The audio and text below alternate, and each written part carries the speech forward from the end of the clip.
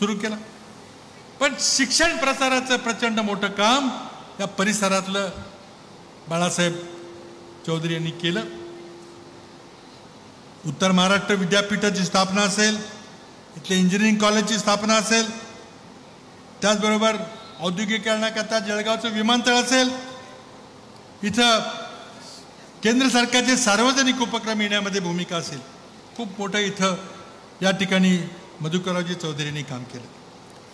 आणि म्हणून आज देखील त्यांचं नाव घेतलं जातं। मी सांगितलं आपल्याला की ते स्पीकर होते, सभापती होते, पण त्यांची कीर्ती मात्र शिक्षण मंत्री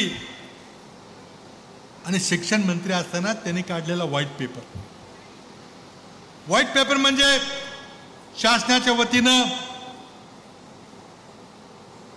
एक रणनीती आखायचा प्रश्न असतो, एक ब्लूप्रिंट तयार करायचा प्रश्न असतो, एक स्ट्रॅटेजी ठरवायचा ती पत्रिका असते।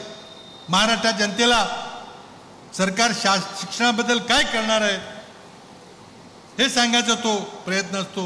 आणि म्हणून स्वर्गीय बाळासाहेब चौधरी यांनी शिक्षणावर केलेला व्हाईट पेपर हा म्हणजे राज्यात प्रसिद्ध झाला।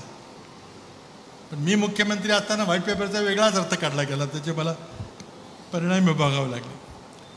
पण व्हाईट पेपर म्हणजे राज्याच्या जनतेशी साधलेला संवाद, दिशा, स्ट्रॅटेजी, ब्ल्यूप्रिंट। अध्यक्ष म्हणून त्यांनी आपली कारकीर्द गाजवली। मला काय त्यांचं अध्यक्ष म्हणून काम पाहता आलं नाही, बाळासाहेबांनी ते पाहिलेलं आहे। मला राहून वाटतं की आजच्या या राजकीय घडामोडीच्या गेल्या 5 वर्षामध्ये जर बाळासाहेब चौधरींसारखा स्पीकर असता तर हे राजकारण घडलंच नसतं, पक्षही फुटले नसते आणि राज्याला न्याय मिळाला असता। पण नाही मिळाला, नाही, हरकत नाही। आता जनतेच्या न्यायालयामध्ये आम्हाला न्याय मिळेल। लोकसभेच्या निवडणुकीमध्ये राज्याच्या जनतेने आम्हाला न्याय दिलेला, आता येणाऱ्या विधानसभेच्या निवडणुकीमध्ये देखील आम्हाला न्याय मिळेल, मला खात्री आहे।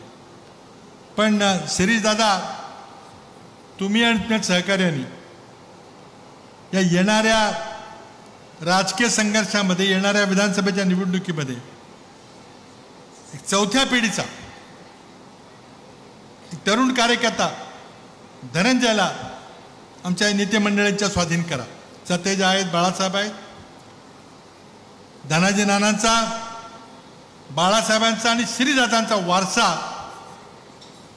धनंजय निश्चितपणे पुढे चालवतील, मला विश्वास।